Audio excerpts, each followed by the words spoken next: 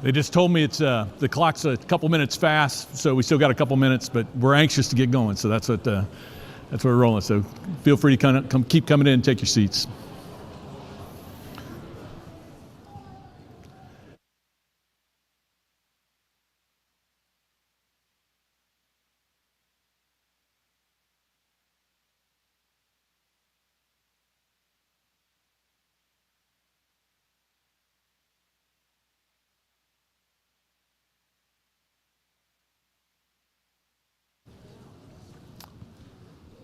Welcome, everybody. It's good to see everybody out tonight. And this is a little different than what we normally do. We've been having this trimester having all the group together for classes on Sermon on the Mount. And we had a slot tonight that could help give a report back to the church from a trip that took place in February that this church was very active in helping send us over to the Philippines to the 11 men that we support there. So we're excited about giving that report, letting you know about the work that's going on there, and just some of the great joy that we see in our brothers and sisters there, a little bit of a report about the church. We also are going to try to leave room for questions, so if you see something along the way that might want to get an answer on or something different that you see, please ask us. We're glad to share anything we can about this trip. It's just, like I said, it was an amazing experience for us to be able to do that. Since this is a class period, but this is the last Wednesday night of the trimester, of the month of us together, there actually is no class bells going to be taking place since there's no classes, so we won't have a break in between. But those of you got little ones, if you need to take a break, get them out for a minute or get them to the restroom, we understand that. That's no problem at all.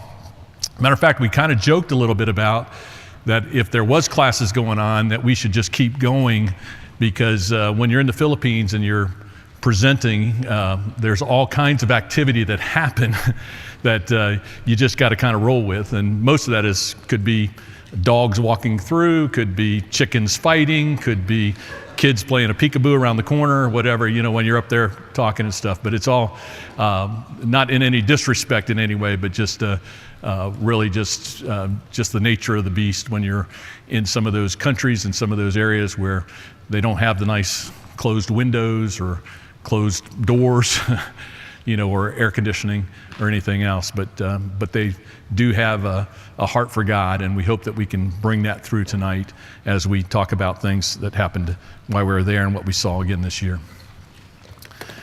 Hopefully you can see some of these slides.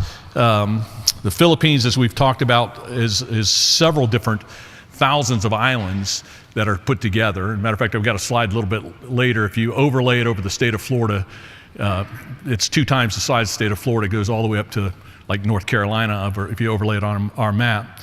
Our focus area has been the very northern tip. The island of Luzon is the largest landmass island. From Manila, at the very south of Luzon, it's about a 10-hour drive to get to where we go to in the north, but it's only a 45-minute flight. So kind of tells you a little bit about the road conditions there and everything. But we've kind of focused on that area because we had 2 men that were suggested to us to support about 6 years ago through Brother J.D. Tant, and that was Oscar Gamaliel and Leopoldo Aquino, and we've been supporting them for about 7 years now. And the call went last year to go check on those men, but help to give them fellowship in the work, and then be able to see what else is going on. When we went over there, we just saw an infection for the gospel. I mean, it was just amazing. The Philippines kind of say that they tout themselves as the only Christian Asian country. Mostly with a Catholic background, but if you take Catholic into Christianity, it's about 90% Christian in makeup, and just you see it everywhere.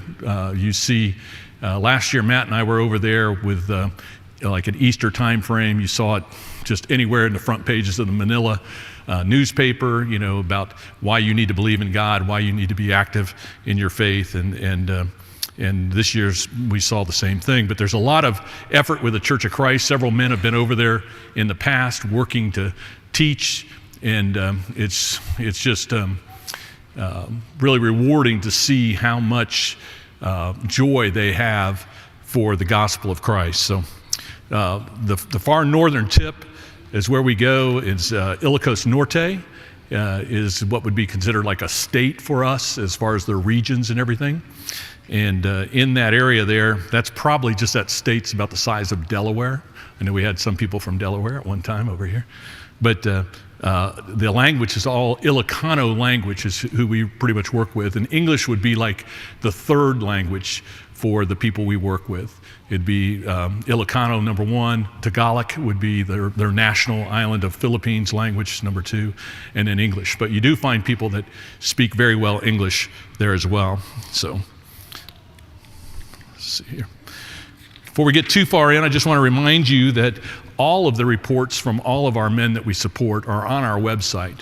Our men are very diligent about sending those reports, and if you haven't had a chance to read some of those reports, I would encourage you to do so. It's very encouraging to see the work happening not only in the Philippines, but in other places around the globe that we take part in.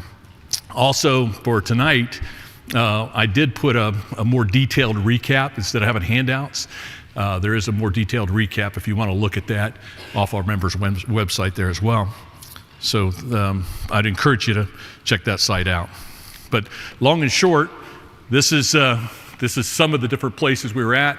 You can see our little flowers. We're honored guests when we go there, and I think anybody who would go there to preach the word or teach the word, you'll be an honored guest there. And they are very welcoming. They are loving what you guys have been doing and your support for them, and they make mention of it. As you know, we've helped them a little bit during some of the typhoons and some of those things too. It doesn't go unnoticed when we go over there. They really wholeheartedly want to send the regards back and let you know that they're praying for you every day. They're just really diligent, and the relationship there is strong from that. So, Ryan, you got anything to? Yeah, I was actually just hoping Gary would forget to bring these. It does feel a little weird to wear these, and they like bestow them upon you, and it is a little weird, but it is endearing, and they are just. It's not to put you up in a position better than them. It's just their way of welcoming you is like, hey, we're here, we're being hospitable, we're glad that you came to see us, and we're honored in that way. So 3 of us went this year, Ryan and myself, and then Edwin Bonnell from Ocala, an elder up there, went with us this year. Ocala has been very instrumental in helping with providing Bibles, especially over the last couple years. And you're going to see that's a key component of Bibles in their own language for some of the building blocks for those Christians there too. A big shout out to really all of our group for their support in sending materials. We had Crystal Hunter's been great by translating some of our classroom materials over into Ilocano that could be used and reproduced, which we did when we were over there. And then also just the supplies of different things. The college group was instrumental in taking a lot of laminated laminated kits, teaching kits, and then applying magnets to cutting them out first, and then applying magnets, and then so we were able to get kits to them as well. Crystal had made up the concept of being able to put like a metal serving pan to just as a backdrop, as a magnet, so these teachers, the preachers' wives, would be able to use the teaching kits to use as a makeshift magnet board, if you will, because they just don't have anything too big.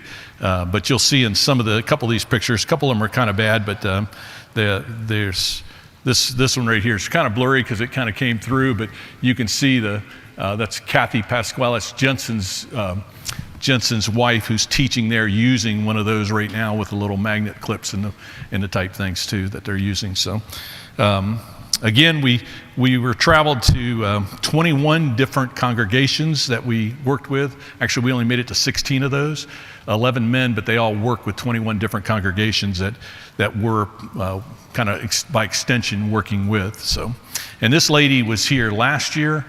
We kind of talked to her and we saw her again, so we just thought we'd kind of share this again. Hello, good afternoon, guys. On behalf of our congregation here in Malasin, I want to extend my best regards to all of you. Thank you very much. In Jesus' love. So we kind of kid her about being a Hollywood star now at part of the Livingston group. And so she got a big kick out of that. She speaks very good English. And as an older, elderly person, that's not real common. You see it a lot more with the younger people than you do the elderly people. But there are several that do have a lot of relationships from Hawaii, of all places, that have family in the Philippines too and things too. Two verses always come to mind when I come back and think about the Filipinos, brethren and sisters. Galatians 5:22, the fruit of the Spirit, love, joy, peace, patience, kindness, goodness, faithfulness, gentleness. Just amazing that kind of just sums up and describes the people there. And also when Paul's talking about something totally different, when he's talking about the graciousness of the Corinthians, the Macedonians, looking at those in their great ordeal of poverty, in their abundance of joy, and their deep poverty overflowed in their wealth with liberality. That's I kind of like, just in my own mind, you can put the Saints of Ilocos Norte in that grouping there a little bit, because they don't have much.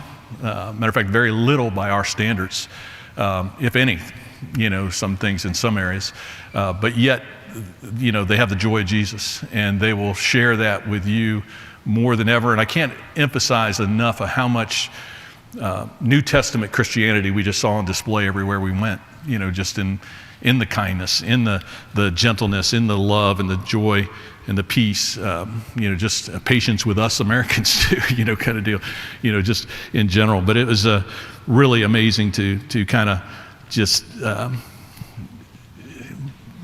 we would look at it in some cases like we're down on our luck, we're outcast, we don't have anything, it might be looking at a completely different angle. They don't see it that way at all. What we can look at from seeing all the different advantages we have after visiting these places and seeing the joy they have, you can tell that we've got a lot of distractions that kind of pull that joy away from us.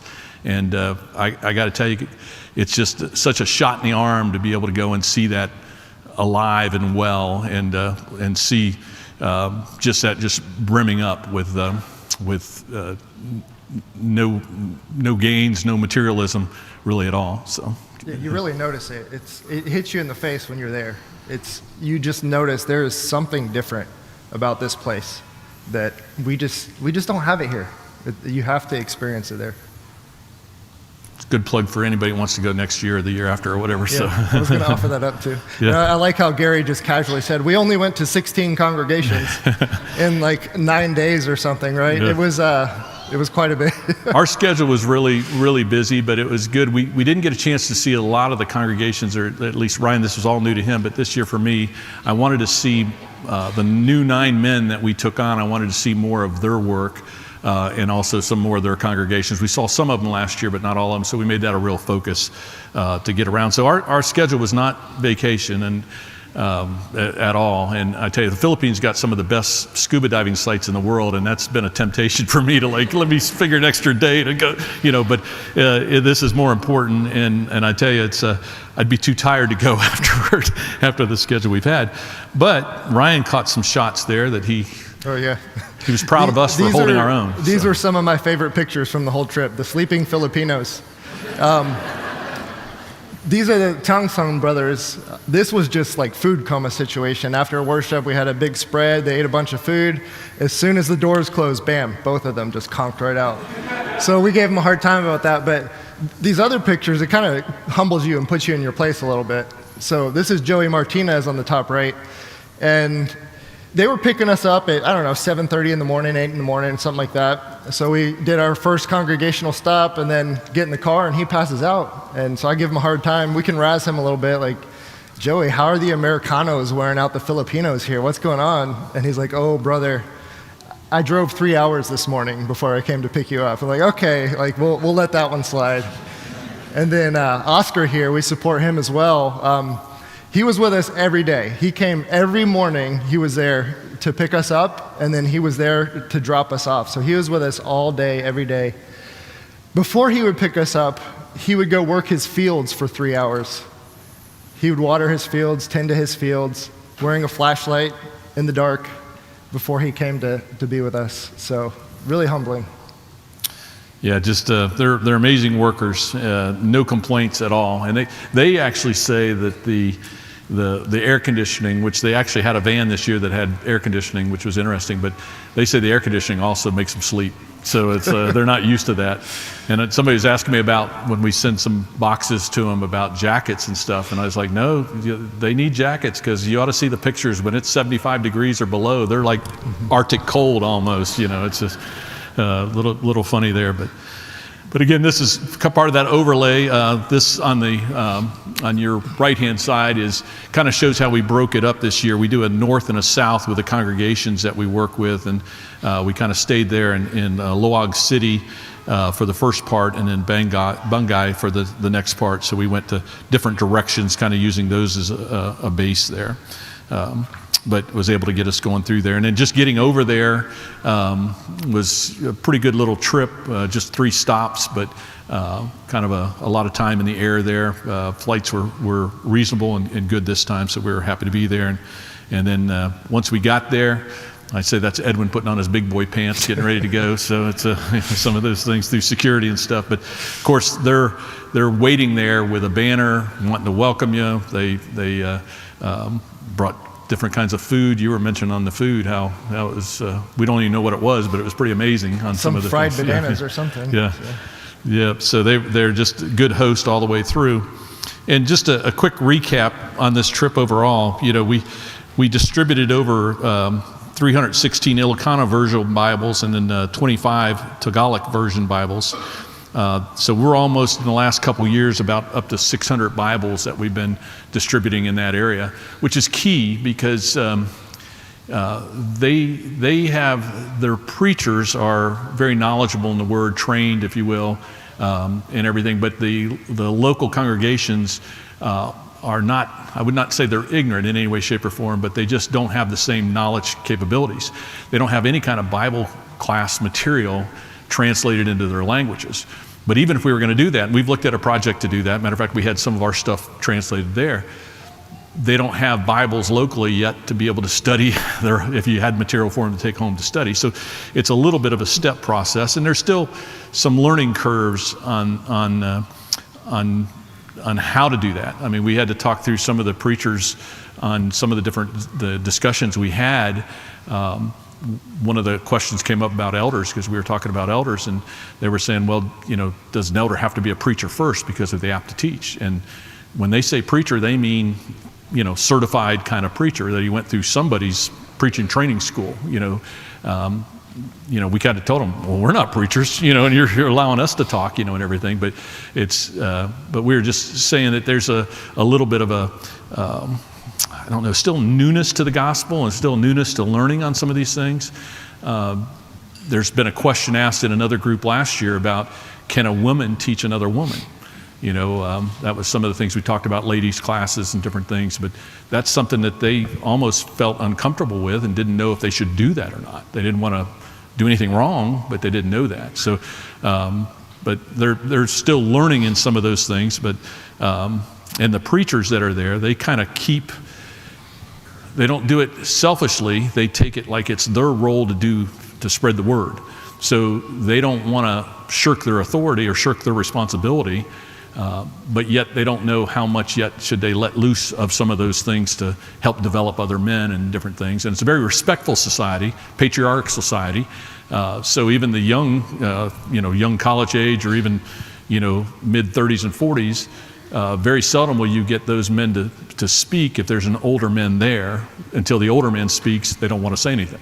So it's there's some challenges there in just trying to have open dialogue and learning, but it's not something that they're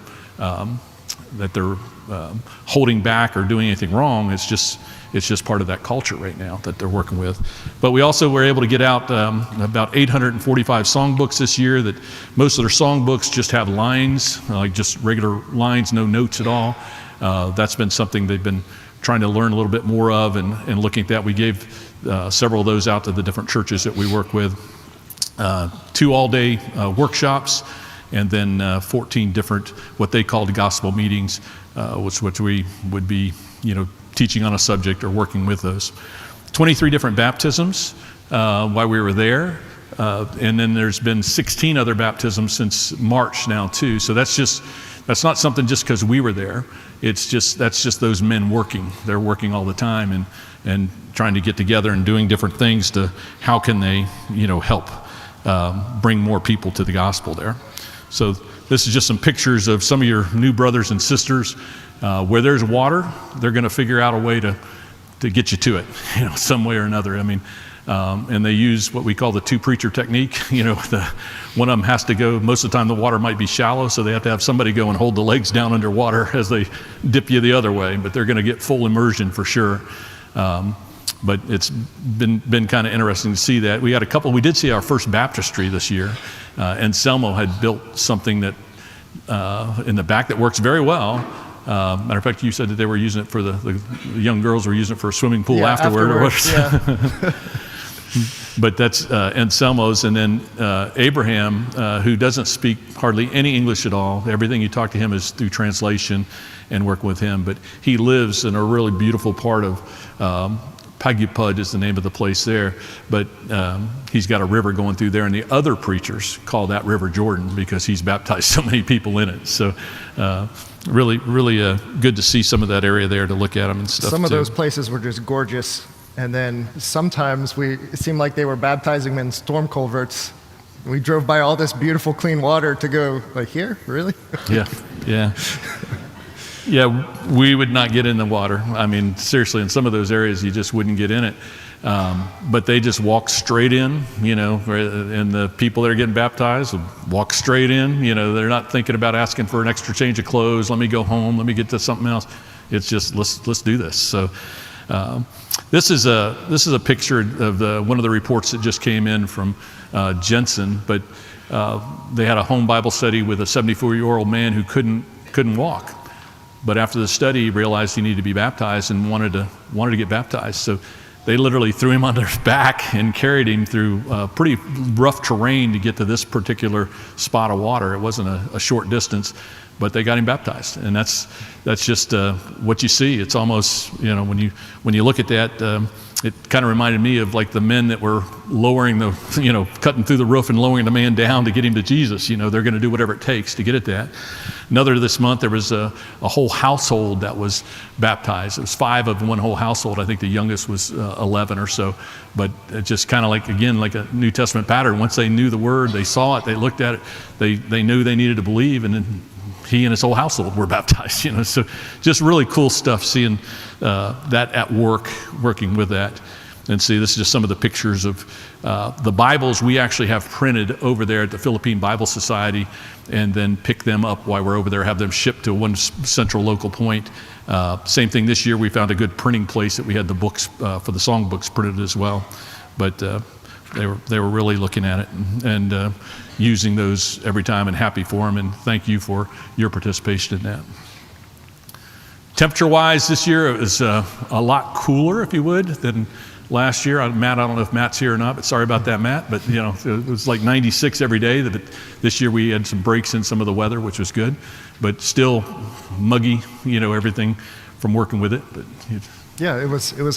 I'd say it's very much like Florida, except 5 or 10 degrees hotter. Whatever it is here, it's probably 10 degrees hotter there. And surprisingly less bugs. I don't know if that was a seasonal thing. I was expecting the bugs like here, but not that many bugs. But the weather, very similar. Still, this is a cash society. We talked about that a little bit last year.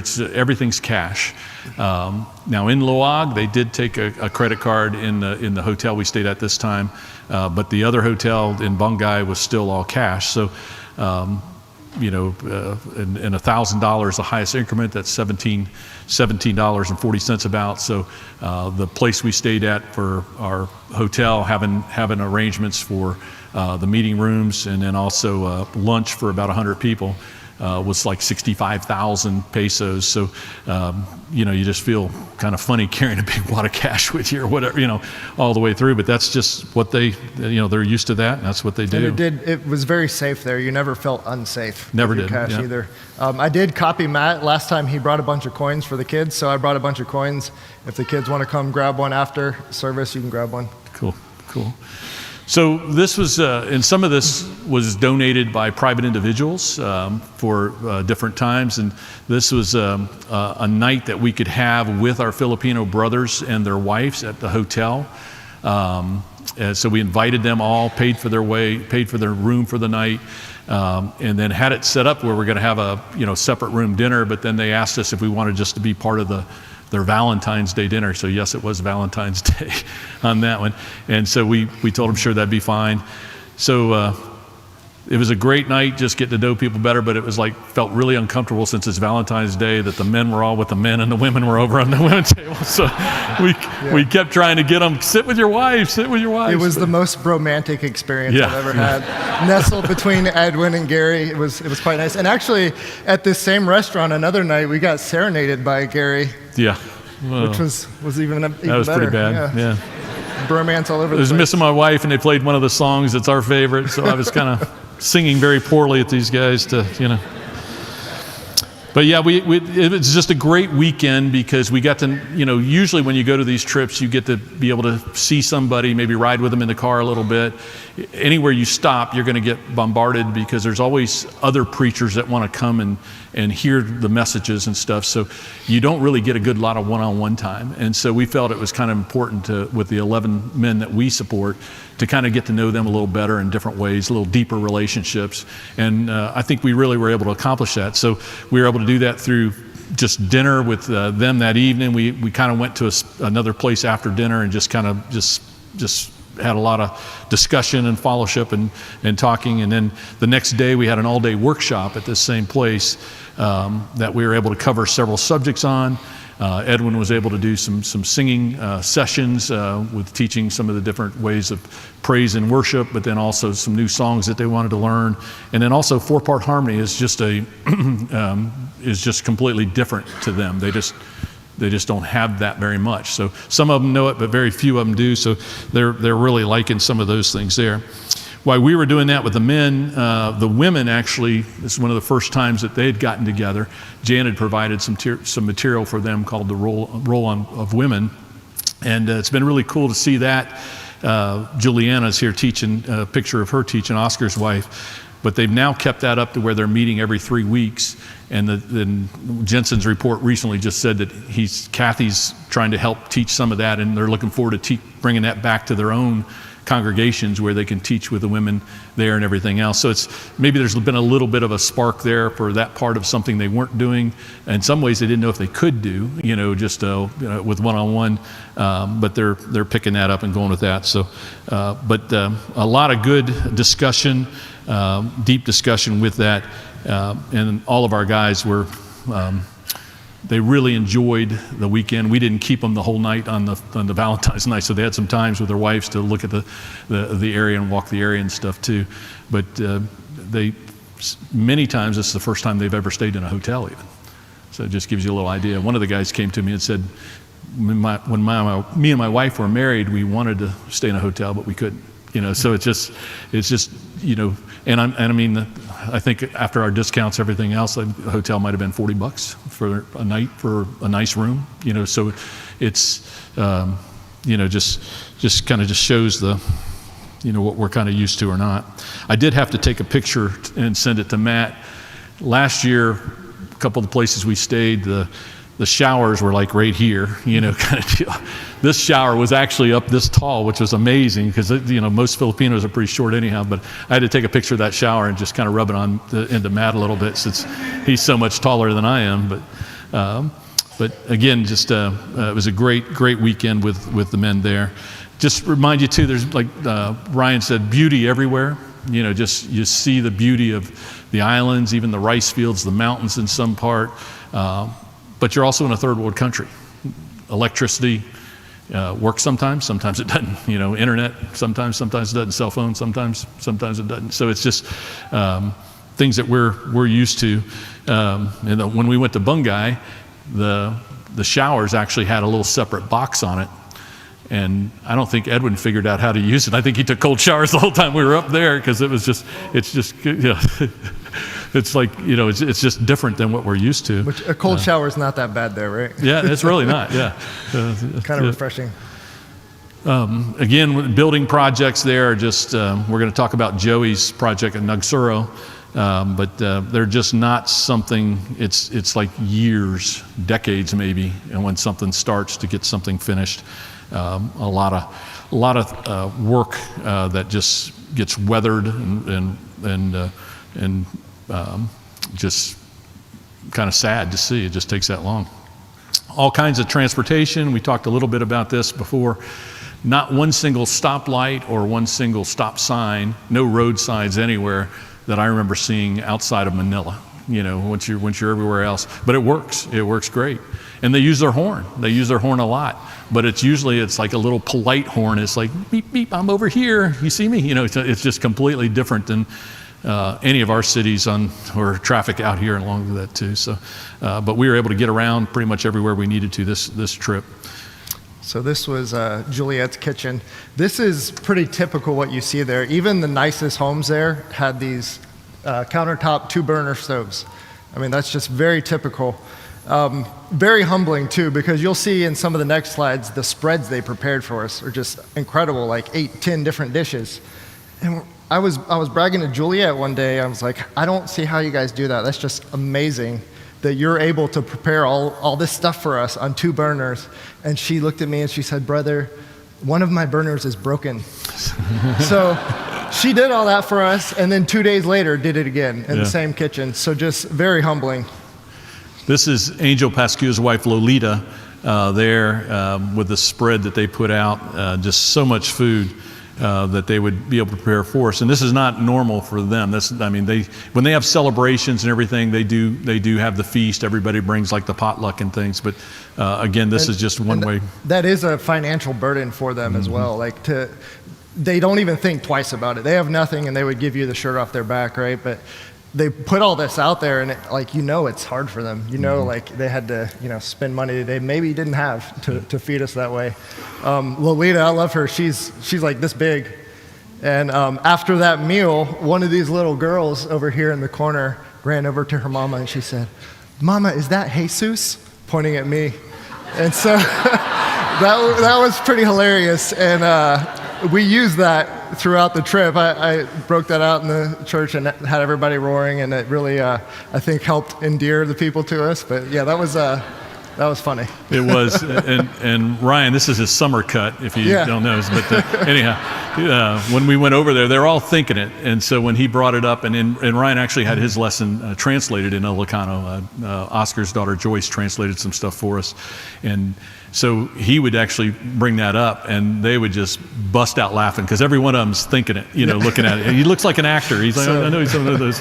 I think next trip we're going to go try and convert some of the Catholics. I think. Yeah, that would probably work, especially during Easter time if he's one of some of that. Yeah, it was just amazing, the food they brought. And we kept saying, listen, we don't need this much. You don't need this many options either, And they said, well, we don't know what you like. And it's like, we'll take whatever, and it doesn't matter small, And they said, no, brother, it's the Filipino way, So it's just, and they use brother and sister a lot. Every time they talk to you, it's addressed with brother or sister. So most people here would love the food. They have a lot of stuff like meat and rice and delicious fruit and all that. They have a lot of weird stuff too. She made us chicken feet for this one, and she was super proud of her chicken feet. I had never eaten that before. That was interesting. And then I had some chicken intestines, and I may have accidentally eaten a whole chicken head. I won't give you the details on that here, but if you want to know, I can tell you how that happened. And then Edwin in this picture, this is funny. We went to a restaurant, and they had their house special dessert. And he's like, all right, I'm going to get that. It's served in a fresh coconut and everything. So he gets it. And it's got the weirdest stuff in it. It's got ice cream, it's got nuts, it's got raisins, it has corn, it has beans, it has Jell-O. Yeah, that was the house special. Pretty weird. And he ate the whole thing. I don't think he liked it, and I don't think he'd order it again, but he ate the whole thing. Yeah, we did not. Matt got sick earlier on the flight last year and lost 11 pounds, but I gained 3 last year. I gained 1 this year, and I think Edwin gained a pound. And the food was very, very good and very tasty, and a lot of it. So, hearts of gratitude. They are thankful for everything they get. They appreciate everything. They don't take anything for granted. You know, my wife, when she was growing up, she had one doll, and she tells her children about that all the time. That doll was special to her. It never got dirty. She took really good care of it. They appreciate everything we can get them. Thanks to personal donation from somebody in this room, all of these kids were able to get brand new shoes. Many of them did not have shoes. The ones that did, they were pretty beat up, could have been like the third hand-me-down. So that was incredible for them to be able to do that. And you can see Lolita here, how tiny she is. She's like as big as the children. She's in the back. Joey Martinez, he's showing off some clothes that came from this congregation in one of these boxes. And I had several men do that. Several men came up to me and were like, oh, this shirt came from Livingston. These shoes, these pants came from Livingston. Thank you so much. And a request from Lolita was, send us used shoes. If you can even get used shoes together, please send us shoes. We need shoes. So. Yeah, you might recognize some of your kids' clothes through the hand-me-down. This Balak Box project is all volunteers, but it's all your servant hearts, and thank you very much for your help in that. We've now sent boxes since August of last year. I think we've sent 30-some boxes over there to them for the saints to be able to use, to our men to be able to use for their support, but also to the local churches that they work with and just helping them. So you'll see in some of these pictures probably, hey, that was my son's shirt. I remember that, or I remember this here too. So some of those are your shirt. Like Ryan said, they were very able to come up and say, please pass on the thanks, for this is my shirt, from you guys, so very, very proud of it. Kids there, a lot of kids in these different areas. And again, we've talked about the support from Crystal and from so many of you that have helped donate different school supplies, drawing supplies, some of the stories of the Bible books that are so instrumental with the smaller kids, especially for the teachers to be able to use. And then Crystal, again, translated that into Ilocano, so it really has been very helpful, and they're using it very much too. But really, really good to see some of that. So many of you already knew Edwin. I didn't know Edwin before this trip, but it was awesome to get to spend time with Edwin. If you guys know him and you've ever been around him leading singing, you can just like feel the joy coming off that man when he's praising God. This trip was exhausting, to say the least. And then there's those times when you're just like one foot in front of the other, let's just keep going. And then you get in there, and then Edwin starts leading singing, and you're like, all right, I can keep going. I'm ready for another round. So thankful that everyone here sent me on this trip, and I'm thankful that you got to get a relationship with Edwin. They did have a lot of singing. Edwin was able to teach a lot of singing, and when one of our sessions, we actually had one verse in Ilocano, actually English first, because you had to lead it, right? So one verse in English, the second verse in Ilocano, third verse in English, which they could participate in. It was very difficult for us to do the Ilocano. We could read the words, but hard to do the pronunciations. But this is Freddie Pascual and Edwin, when they were part of that group, which probably had 75, 80 people at that particular session. Just really, really uplifting to be able to sing there. And Edwin made the point, what's it going to sound like when we're all in heaven? It's not going to be Ilocano, it's not going to be English, it's going to be our hearts singing together. And so it was really, we kind of felt a little small piece of that at that time. But Edwin, they really loved Edwin, and they got going, and I think towards our last meeting, his voice was getting tired, a little rung, and Joey was talking about, when he introduced him, about Edwin's golden voice, his golden voice. And Edwin gets up, he's had nothing that day. So it's like, God will keep you humble. But he did an amazing job with us. We're so thankful that Ocala was able to help him to get to go with us there too. So on one day we were able to, this is after a meeting at Mabute, and this lady is mourning her grandfather, I believe it is, who he's the same man who donated a piece of ground where Samuel's building a church in Espirito. But just even with the mourning attire, her smile kind of shows through. They just are so amazing. And that funeral that we attended, we wanted to make sure that it wasn't going to be a big deal. They asked us, say, hey, our schedule means we need to go to this place's funeral. The average funeral is 9 days there, and they go at least once a day to be able to have a worship service or a teaching part and everything else. So our men use that as opportunities to teach the family, friends of the family, and those things. And so we went to that with that, and it was just an amazing to see that. And they have, after 1 month goes past, they have another meeting to where they honor the dead, but they're also having a chance to be able to preach the gospel and everything too. So just different customs, but our guys are involved in that every day, every celebration, every funeral. If there's a birthdays, I mean, they're bringing a preacher to talk about the gospel. And that's just an amazing culture to see that. So we're going to try a little thing here. This is going to be Name That Tune. So first one's going to be easy. So let's see if you can get it.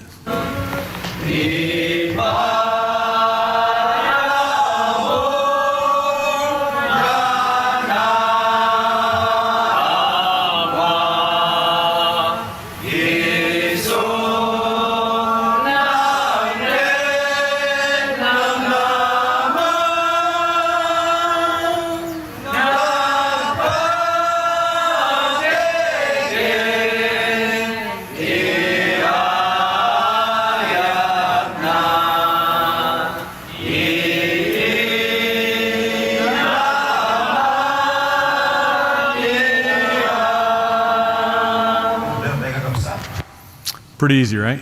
Universal. Amazing Grace, right? Yeah. I'm scared to push the button twice because I'll get 3 songs going at one time and then none of us will know what they are. So this next one.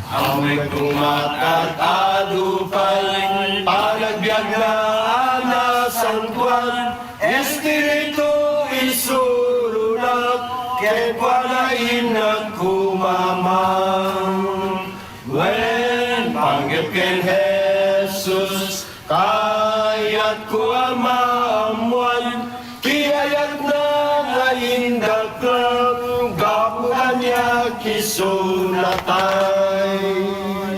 What's that one? More about Jesus. Okay. All right. Third one here. D, C. Al ukukwana ibig mo dengue ayat mo di surute ngenu matanda kuman pamati agen kabaya side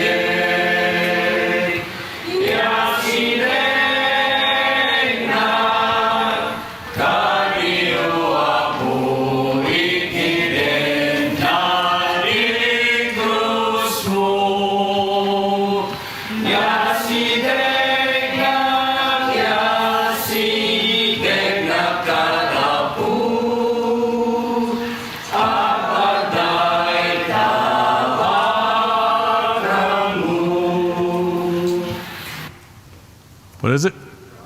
Draw me near, right? Yep, I am thine, O Lord.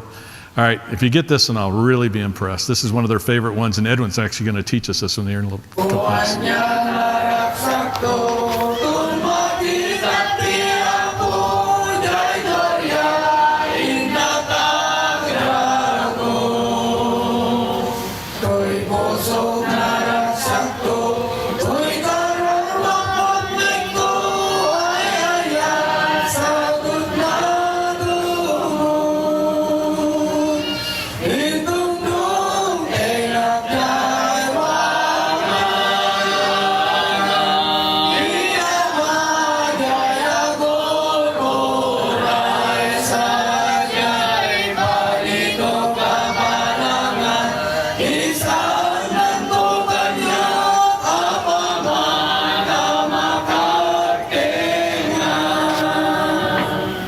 Any guesses on that one? It's called the Sunset Gate. It's actually in the Sacred Selections, but that was one they like a lot, and we're going to try to sing that tonight here in this time. We're going to go on past that right now. But. So Joey Martinez is now one of my favorite people in the entire world. I wish I could have just an ounce of the faith this man has. It's incredible to spend time with him. He always just has a beaming smile on his face. just full of joy. This is a building project where they're trying to rebuild a church, and they've been building this for over 3 years. And I would see that and be discouraged, and like, we're just not getting anywhere with this project. But when Joey talks about his building project, he has so much pride. Just like, look what we've done so far. And like, we can joke with him. I'm like, yeah, Joey, when you're 140 years old, it's going to look great when it's finally done. And their contributions, maybe $5 a week, something like that. And usually that money comes in and it goes right back out to some need in the congregation. But Joey says, with God, it's possible. So, incredible man. Yeah, and you can see this is the building right now. We're up on the road. They built the building was there, and they built a road through there. So now anytime it rains, it actually floods right into the building. It's actually about 4 feet below the surface of the road. So that's just what they did. So they're looking to go ahead and get a different building. And you can see the scaffolding and some of the different things. I mean, these are like branches, not all of them bamboo, wired together, tied together. And so we go there with Oscar and Juliet, and Oscar and Juliet's got some issues with building some land too. First thing Oscar says is, Joey, I want that scaffolding when you're done. We're thinking, you're getting up on that scaffolding in the first place, but they're just they keep after it. So that's just part of it. And Selmo had started a building over in Espiritu, and this is what it looked like in February when we were there.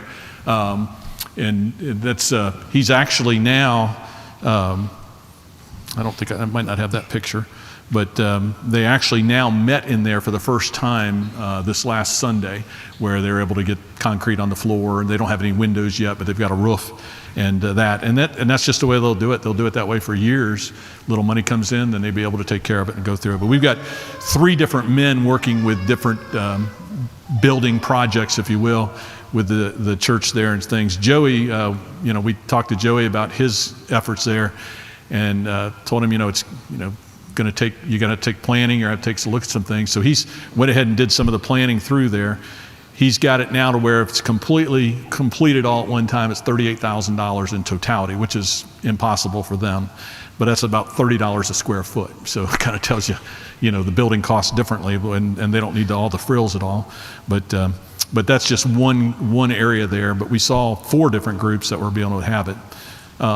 This was one day we went to Cacafian.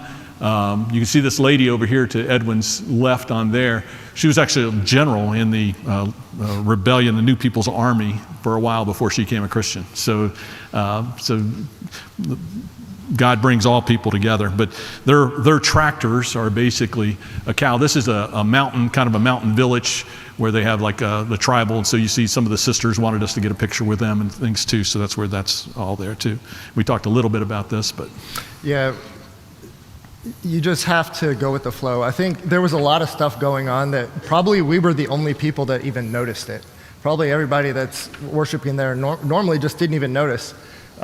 Scorpion right next to the podium, that was fun. Dogs, chickens, he talked about. This was a 3-legged dog running around. Children sitting in the aisles. He was being good, it wasn't a problem, but maybe we would have a hard time with that just because we're not used to it. The church building, like many, just attached to a house. So on the other side of a sheet is a kitchen. Kids were coming in and out, looking, listening, just watching from the front of the room. And again, I don't think anyone else noticed it. It's a little, I think casual would be an understatement. Like, what time does church start? Well, when it's ready. What time is church over? When it ends. Mm-hmm. So I never knew if we were early or late. One time, I think we were late to this one, but I was getting burnt out. And I was like, man, I don't know how much further I can go. And Gary's like, a couple more services, let's just go. And Edwin's like, well, I can do a lesson. I was like, that'd be great. I'll sit this one out. Edwin will talk. So we get there, tell the preacher, okay, today it's going to be Gary, and then Edwin's going to give a sermon. And they're like, oh, we want Ryan to give a sermon. It's like, okay, fine. I'll give a sermon too. And so I thought it was going to be us two. And then the preacher gets up and he's like, first Gary's going to give a sermon, then Ryan's going to give a sermon, and then Edwin's going to give a sermon. And so the people sat there for 3 sermons. How long were we there? I have no idea. But the people were there. They were engaged. They weren't anywhere else. They weren't worried about getting to the Panera Bread before the Baptists do, or got to get Billy and Susie. No, they were there, and a lot of times this was like midday during the week, right? They weren't squirming like you guys are at 8:20. Yeah. Like I'm So, conscious about the Just time. to let you so. know, if we go over, you can't feel bad. Like, don't give us a hard time about that. So yeah, you just got to, in some of these country areas, you just got to go with the flow. I mean, you could see some of their water is not going to be, this is a laundry that one of the person's doing down there. That's a church toilet where you just take the bucket of water with you. I mean, it's there. So you just got to do that in some of those places. Heavy agricultural, most of our guys work with agricultural. You heard the story about Oscar last year, that we had a donation from an individual here that helped put a well in for Oscar. He was half his farm that he provides for the community, his family, the church area there, was dried up last year. And I asked him about it. Hey, how come it's all dried up? I said, no water, brother. And I said, well, what happened if you dig it a little deeper? He said, oh, we'd have water, so 30 meters. But he said, oh, brother, it's just way too much money. And I said, well, Oscar, how much is too much money? Oh, 24,000 pesos or whatever. Well, that's like $400. So here he is taking water, 4 times longer in a day to try to get water over there. The crops are dying, everything else. But he was real proud to show us that well. And I don't know if you remember the story about Matt, and literally had to tell him and his wife, this $400 is for your well. Specifically, do not use this, because he would have took it and helped somebody else for something else. That's just the heart he has. But it was good to see his garlic field is what this was here. So full day workshop. We had several men come to that, where we had some good studies together and working with that. This is one guy that came 6 hours in the back of a motorcycle. This wasn't even his motorbike. He borrowed it and drove 6-7 hours to come to our workshop. And then he slept on the floor of somebody's hotel room while he was there. Really cool individual. As far as I know, he's not being supported financially, and he's still preaching full time and taking care of himself, raising pigs. He recently had to put all of his pigs down because of swine flu. And then again, from some private donations from someone here, we were able to get him enough funds at least for 1 sow, hopefully 2 sows, so that he can continue to take care of himself. And it's so encouraging when you meet these kind of men, because some men are not capable of continuing their work if they don't receive support. They can't see themselves continuing to preach. But then there's other individuals you meet who are like, they couldn't not do it. Whether they had food on the table or not, they're still gonna be doing the work that they think needs to be done. These are some of the other men that are Church of Christ preachers from around that area that had come to our workshop. Several of these I've met before, but there's a lot of active work going on in all of the Philippines. But again, we've kind of just focused up on the north there a little bit, but a lot of good men there. So this is where Gil Kandik, that building was where they met up until probably 6 months ago. Was actually a church building. Now they're using it for a class. And like Ryan said, the house on the side of the building, right on the side of the people there. So this is in Nagsoro. This is the one that's below the road. They literally have nothing, but they have everything. It's just amazing that what they have in Jesus. So we got time for some questions if anybody's got some. We talked about the buying boxes a little bit already, but if you got some questions, we can try to answer any. If you've got something you want to know specifically, or something you can ask or want to know. Buddy? Balikbayan means coming home. So it's sending home kind of deal. So it's mostly made for foreign workers, because the Philippines sends a lot of people out to other countries to make money. But yeah. How do you decide when you're going to send? It's an ongoing project. We're doing it all the time. We've got 4 right now. We're sending out 4 or 5 Saturday. I've got boxes all the time. So it's if you've got things that you want to help donate to those, then just get it to Jan and I, and we'll make sure to get it packed up and taken over there. So when you all come over, don't make fun of all the stuff all spread around everywhere. But I was just wondering, like, seeing the things that you saw, and I've heard other reports about the other places that are people we support going through, but how it's like changing the perception of what like the Christian life is about. So I think in general, like they love Americans, and of course, their exposure to America has been mostly through Christian preachers or teachers through most of these remote places, the villages and some of the different places. And then I think just, our culture is the envy of the world in some ways. So, and several of them have off area workers that came here and send back nice things to them or whatever. But yeah, it's not, you have to kind of weed out some of that. If some of these men, now Noel came 6 hours and he wasn't doing just to get something. Matter of fact, every time we're over there, it's amazing that we kind of expect they're going to ask for stuff sometimes, but we never really ever see that. And we kind of thought originally that they might try to get baptized so they could be, try to be, get something for that other than salvation, So, but it's never been that case. And J.D. Tant told me when he goes over there, he used to go over there. He hadn't been there since 2017, but when he used to go over there, he'd spend a month, and it was not unusual for him to see 100 baptisms, and nobody would have their hand out. And when he'd come back the next year, that 100 would still be there. They would still be worshiping. So it's their fall off rate's not they don't have the backdoor problem like many of our churches do today. But generally, culture, it's very well accepted. When we're talking to the men, they like the approach that I think the Americans take with the gospel of trying to be like the Bereans, to know more about what it's saying, and going back to AD 33 to find out what the church is saying there. But been very receptive, that way. So.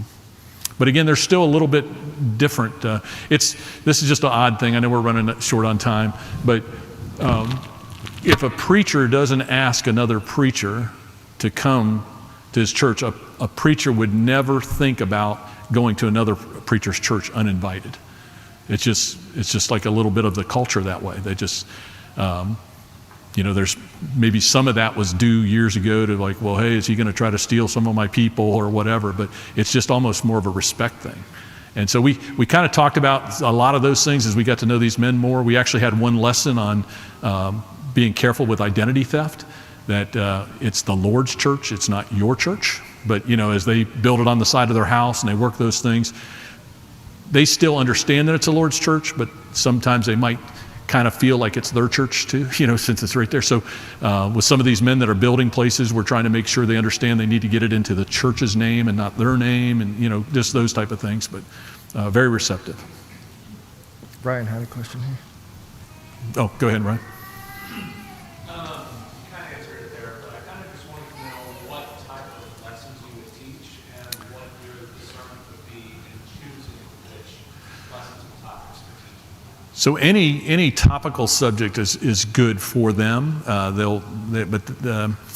It's really interesting. We've been really talking about elders a lot because there's not very many elders in the Ilocos Norte, there might be one church out of 100 that might have elders. I mean, very small percentage. So we've been talking about the need for doing things for the future about doing that. And they've got some logistical issues. A church might be 30 to 40 people here, and you might have another one 30 to 40 people over here, but they're really too far away for their transportation. They have to walk, in most cases, or get a motorbike or pay somebody to give them a ride or whatever, which is just not feasible. So those are tough, but we've been talking to them about elders, the first century pattern with those. We've been talking to them about, scriptural authority, how to, with God's authority, where it comes from, how we have to stay with it, those type things. But we were at this funeral one day, and we got to hear Roger Borgia, another man that we support, and one who does our translation for us too. And he happened to be the preacher that day at that funeral. And we're sitting there after that funeral, and we're sitting there, what are we doing? We need to be sitting at these guys and listening to them the whole 10 days we're over here, because he just brought an amazing lesson that was just pure gold. That, so they're not ignorant in the Word. They know the Word very strongly and stuff, but they kind of like to understand it a little bit more, just like the whole concept about there's a respect part of, maybe I don't want to go to that preacher unless that preacher asks me, but there's also, it's the New Testament church. We should be welcome to go to there wherever it's at, anytime, any place, so that kind of dialogue takes place, and several things like that. There's, again, it's just sometimes the cultures are just completely different than the way we'd look at them. So. And different lessons for the workshops versus visiting the congregations. And lucky for me, I'm not a preacher, and we get to go to different congregations. I could just use the same one. So And they liked that That was lesson because fine. it was translated in Ilocano. I told Edwin when I got back, and Andrew, I said, please don't preach on grace and mercy. I've heard it 14 times already. So, I don't know. So, no, we did Satan's tactics. We did several other ones that we used just for the congregations too. So, yep. Buddy. Those lessons meant a lot coming from Jesus, of course. oh yeah. Oh yeah. Mm-hmm. Jesus. Yeah. So, One of the preachers asked me, like, how many years have you been preaching? I'm like, about 3 hours. yeah. Thank you very much for your patience. We'll be around for a few minutes if you want some other comments and everything. We got a couple songs that we're going to try to sing, the Sunset Gate being one of them, and then I think Rich has got a couple things to say, and then we're going to have closing prayer. So. Gate. Oh, good. Ooh, can't read that. I'm going to stay down here with you. How many know it? There's 3 of us. How about that? 4. I see her hand back here. I've sang with y'all before, though. I know y'all can read music. So y'all will be good. I'm going to kick it a little bit faster than what they did, so it may be wrong.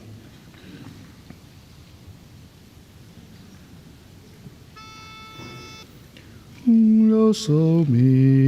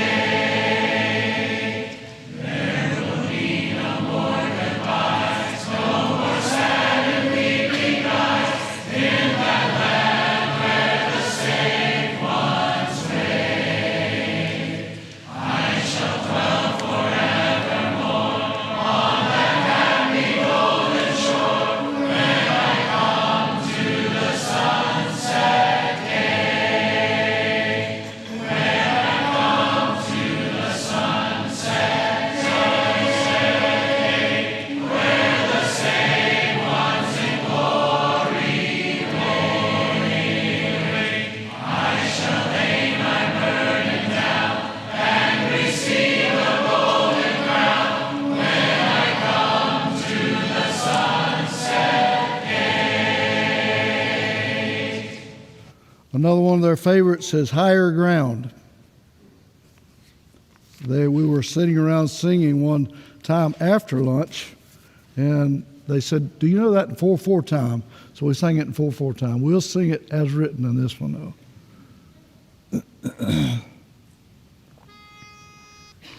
Oh, so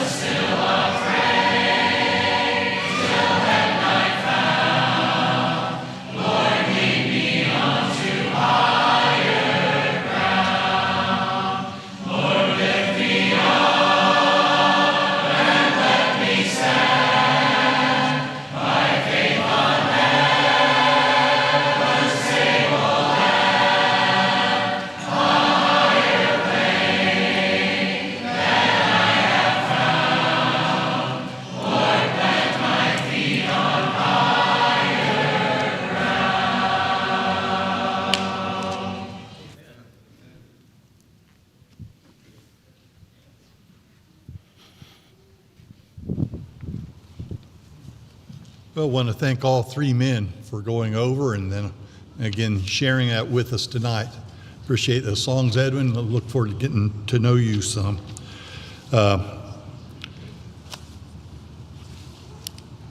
One other thing that he gave us on the last trip, and I imagine it still holds, if you want to connect more with these people, he could probably give you a name or an address that you could be writing to and get to know them personally. If you're interested in getting to know more about this congregation, Sunday, May 4th, that's the coming Sunday, isn't it? At 5 p.m. in room A6. So during our normal Bible class time, that's available for you. Also, the teen thing for the end of the year gathering is Saturday night at May 3rd at Compton Park from 6 to 8:30. And the teen thing crew will still meet tonight after the classes in Building B. Our next singing at the Renaissance Long-Term Facility will take place Sunday, this coming Sunday at 3 p.m. All are welcome to come and help with that. And we're starting our new classes this Sunday, and there are books back there and there are sign-ups back there for the other classes as well. And see what else we've got. We got Teen Crew meeting at Building B. And then the big news of the week. We all rejoice that Elena Holmes was baptized. Praise God. Wonderful, wonderful news. We'll meet here Sunday morning at 10 a.m. for our regular worship. I think that's everything. Have I missed anything, elders? I think that's it. I don't know who has the close. Well, friends, we're winding up our worship service at Livingston. Just a couple of announcements now being made with the membership. I want to take this opportunity to thank you on behalf of the Livingston congregation for being on the live stream and sharing in this time of worship. I hope that you feel totally comfortable to ask any questions that you may have because of the teaching or anything that was done. We trust that you were encouraged and your walk with the Lord was encouraged. But we want you to know that our heart is to encourage you in taking that next step of discipleship. And so if we can help you with any spiritual need, please reach out to us. Go to our website, www.christiansmeethere.org, and contact us through that website. We'd love to help you, love to encourage you in the Lord. God bless. Hope we can meet soon.